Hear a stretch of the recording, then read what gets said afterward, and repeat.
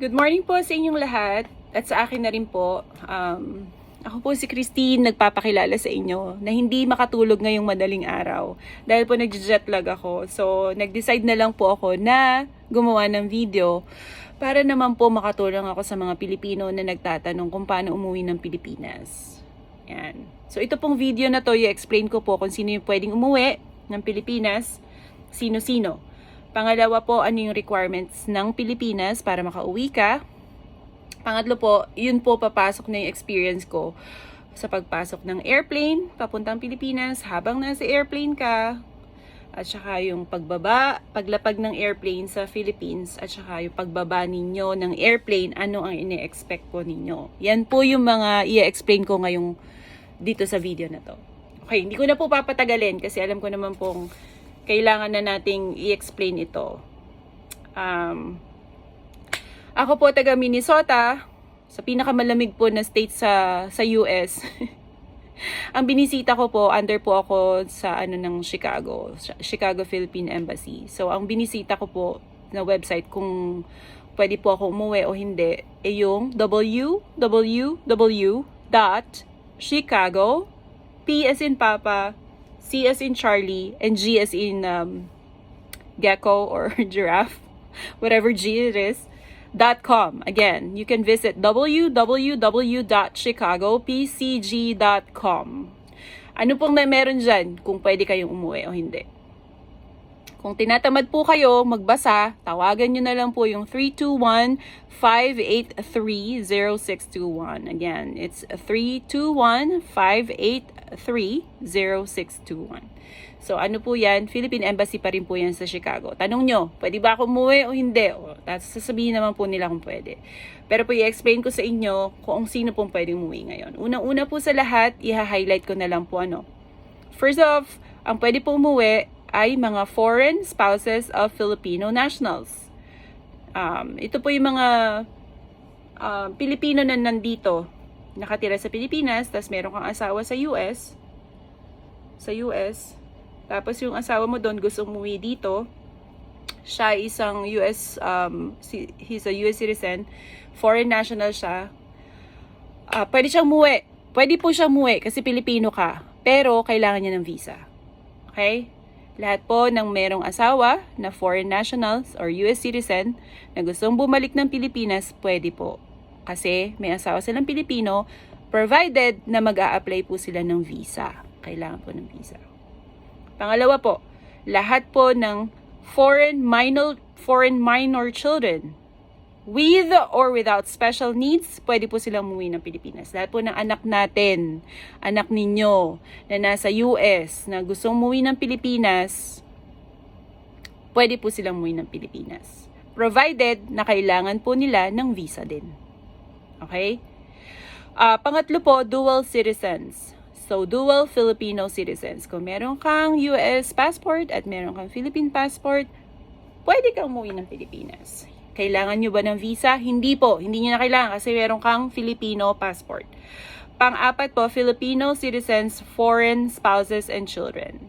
So, Filipino citizens, Filipino ka, meron kang asawa na foreigner, meron kang anak na foreigner, pwede silang umuwi. Pwede kayo lahat umuwi ng Pilipinas kasi po, Pilipino ka, kahit foreigner sila.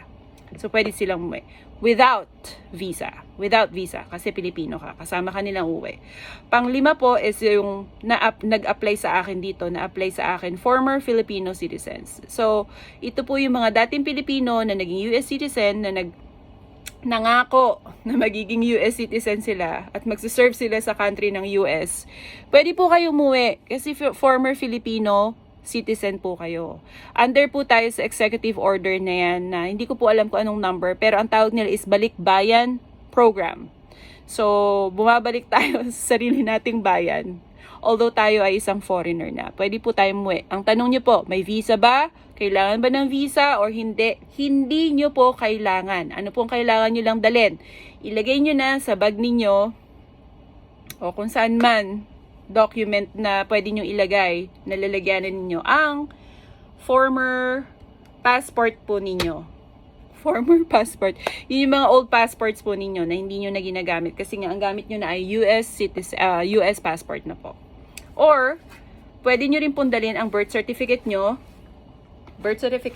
na galing po originally from NSO. Yung age ko po, NSO pantawag dyan. So, kailangan po ba original? Yes. Kailangan po original, hindi po nila i-acknowledge pagka hindi original. Tandaan po natin yan. Ngayon, sa case ko po, nung pumunta ako, nag-check-in na ako, sa Philippine Airlines po, nag-check-in ako. Hindi po in-acknowledge, hinanapan pa po ako ng iba pang document na magpo-proof na ako po ay dating Filipino national. Kasi po, ang nasa birth certificate ko po ay married name, which is, ang nandun po sa, maiden name po. Maiden name ang nasa birth certificate ko.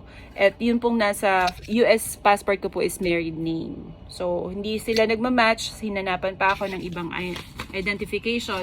So, ang binigay ko po ay ang Philippine passport ko, which is married name na po ang nakalagay dyan. Pero kung lalaki ka naman, syempre, isa lang ang pangalan mo, hindi naman nagbabago. So, pwede kang birth certificate na lang. Okay? Or, basta dalhin nyo na lang din po yung Philippine passport nyo, old Philippine passport. Okay? Next po. Ano po yung mandatory requirements ng Pilipinas? Unang-una po sa lahat, pagpasok nyo ng airport, or ng Philippine Airlines po, kung yun ang airline niyo, requirement po ninyo na magsuot ng face shield. Face shield and face mask. Face shield po kasi kailangan talaga. Dito po sa Pilipinas, magtataka kayo, lahat dito naka-face shield. Diyan po kasi sa US, naka-face mask lang. Yan po ang requirement ni US President Biden ngayon. Na kailangan pag nasa public transportation ka, kailangan mong mag-wear ng mask lang. You're not required to wear any face shield, pero kailangan ng mask. Pero sa Pilipinas po, pagpasok nyo ng Philippine Airlines, requirement na po magsuot ng face shield and face mask. Pangalawa po, may mga ibibigay silang forms sa inyo. Kailan po nila ibibigay yung forms na yon? Pagkatapos nyo pong kumain ng agahan, napalapag na ang Pilipinas. So, an hour bago lumapag yung airplane po ninyo, maraming ibibigay ang mga flight attendants na forms na kailangan nyo pong fill upan. Pare-parehas po yung tanong nila. Pare-parehas yung name, yung details po ng flight ninyo, anong seat number kayo, meron ba kayong nararamdaman na symptoms na magko-consider na isa sa symptoms ng COVID. Nandun po, siguro po mga 5 ang i-fill upan nyo. So, ano pa pong kailangan nyong dalhin? Ballpen. Kailangan nyo po magdala ng ballpen. Sarili nyong ballpen kasi nakakahiya naman kung sakaling manghihiram ka pa ng ballpen sa katabi mo, iisa lang ang ballpen niya. Ngayon po, kung medyo may edad na po kayo at hindi nyo makita kasi sobrang liit naman ng mga boxes na yun, tawagin nyo po ang mga flight attendant at hayaan nyo po silang tumulong sa inyo. Pwede naman po yun. So, yan yung po yung mga unang-una, face mask at saka shield. Pangalawa po yung mga registration forms natin. Yun po yung sinasabi nilang case investigation forms, yung health declaration, nandyan na po lahat yan. Ibibigay po sa inyo yan pag nasa airplane na kayo. Pagkatapos nyo kumain ng breakfast na malapit nang lumapag sa Pilipinas ang eroplano. Pangatlo po is the mandatory Trace mobile application. So, meron po dun sa Philippine Airlines na website na i-click nyo lang, click. Tapos, redirect kayo po dun sa website na yon. Tapos, i-fill out nyo lang po yung kung anumang requirements nilang information doon. And then, bibigyan po nila kayo ng QR code. Magsisend po sila sa email ninyo ng QR code. So, ano pong kailangan nyo? Kailangan nyo rin ng email address. So, parang ganito po yun. Parang ganyan siya. Importante po yan kasi ipipresent nyo po yan pagbaba ninyo ng airplane sa Pilipinas. Meron pong booth na i-check nila yan. Yung passport nyo at saka yung QR code. Tapos po, okay. Kailangan din po nilang i-check ang temperature natin pag nasa airplane tayo. Okay, nandito na po. Halimbawa po, nasa Pilipinas na po. Lumapag na po sa Pilipinas yung airplane natin. Maghihintay po tayo. Hihinto po yung airplane at may pupunta po, papasok sa airplane na mga Coast Guard at saka mga staff po nila. Ano pong gagawin nila? Coast Guard po ang papasok. Mag-a-announce po sila na kailangan ano yung law ng Philippines bago ka bumaba ng law ng Philippines sa COVID, kung ano yung mga kailangan yung gawin at anong procedure ang kailangan nating sundin bago tayo bumaba ng airplane. So, ang i-announce po nila doon, kailangan nilang i-check isa-isa yung temperature habang nasa airplane pa po kayo. I-check nila, may scanner sila, check nila isa-isa yun. Tapos papatanggal po nila yung face shield nyo sandali at saka yung face mask ninyo para ma-check nila. Malayo pa lang na-scan na po nila yun. Tapos meron po kayong isa-submit na form. Yun po yung health declaration form ninyo. Kung meron ba kayong mga symptoms or wala.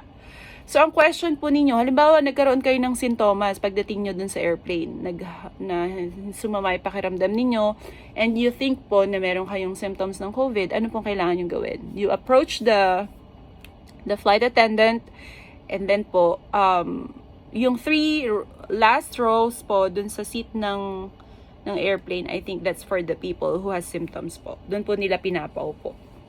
So, yun po ang tanong natin. Yeah. Nandun kayo sa likod. 3 row seats ng airplane. Doon kayo pa uupuin. Ang tanong pa pong isa, komportable ka ba? Marami bang tao na pasahero na umuwi ng Pilipinas? Hindi po masyado. Sa panahon po ngayon, Pebrero po ako umuwi.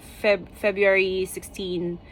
Dumating po ako ng 18. Nakahiga po ako na natutulog sa airplane kasi po wala po masyadong pasahero. Pero hindi po nila requirement na 1 seat apart. Hindi po ganun. Nagkataon lang po talaga na walang masyadong pasahero. Tapos binabalance nila para may social distancing siguro. Wala po masyadong umuwi. Yun po. Isa pa po yung na-experience ko.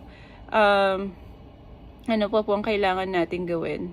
Bago pa po kayo umuwi, kailangan nyo po ng ticket. 7 days po na hotel accommodation